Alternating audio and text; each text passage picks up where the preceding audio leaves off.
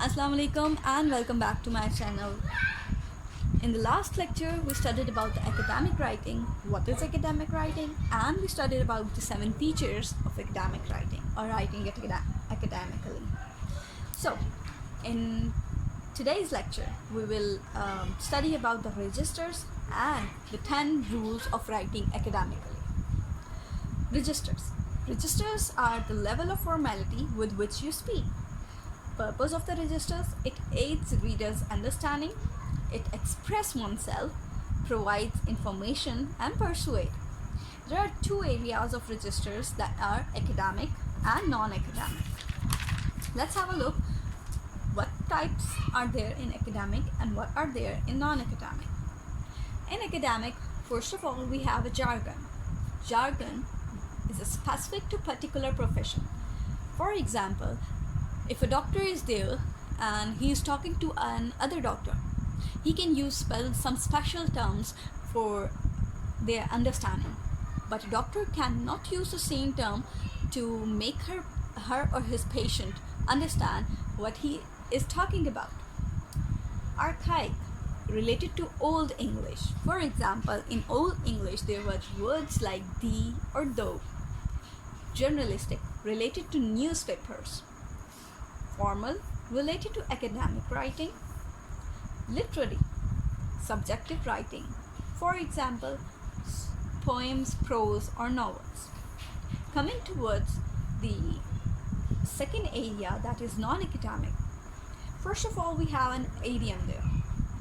Group of words established by usage as having a meaning not described from the words. Euphemism, mild or indirect word or expression, subtitled to be too harsh. Metaphor, states one thing is an other thing. Proverb, memorable saying embodying some important fact and experience. Paradox, that is also called as antinomy, self-contradictory statement. Hyperbole, that is exaggeration. And irony, expression of one's meaning by using the language that signifies the opposite. And last but not the least, that is analogy, it's a comparison. Okay, coming towards the 10 rules for writing academically and what should we use and what should we don't use. Let's have a look. Rule number 1, use formal vocabulary and avoid less formal or informal vocabulary. For example, we should use father instead of dad, or we should write ONE1 TWO2 rather than writing the symbols of 1, 2, or 3. Rule number 2, use formal verbs, avoid multi-word verbs. For example, instead of using go up, use increase. Instead of talk about, use discuss. Here are some list of words that we don't use and those we should use in academic writing. These includes go down, that decrease, get better, improve, get worse, deteriorate, get into, enter, bring up, raise. Rule number 3, use full form of verbs and avoid contractions. Don't, can't, won't, didn't. These are the informal words. But in academically writing, we should use do not, cannot, will not, did not. Rule number 4, use formal grammar, avoid using simple sentences. Rule number 5, use statements, avoid questions. Do not ask questions in academic writing. Instead, use the direct statements. Rule number 6, use impersonal phrases, avoid personal pronouns. Do not use I, we, or you.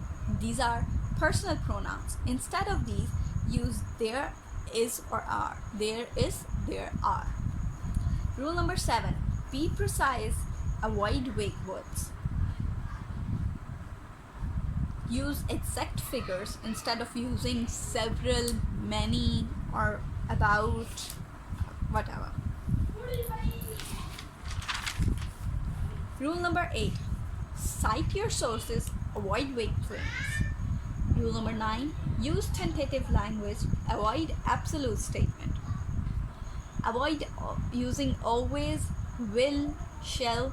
Instead use possibly, may, might, seems to, tends to. Rule number 10.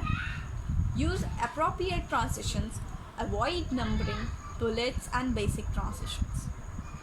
The appropriate transitions include as a result, for example, furthermore, in conclusion. These are the words called as appropriate transitions.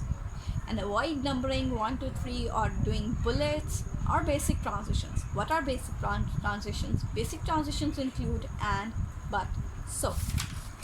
I hope this is understood, and for the next lecture we will continue with paraphrasing. Hope you understand the lecture. Do comment and subscribe to my channel. Thank you.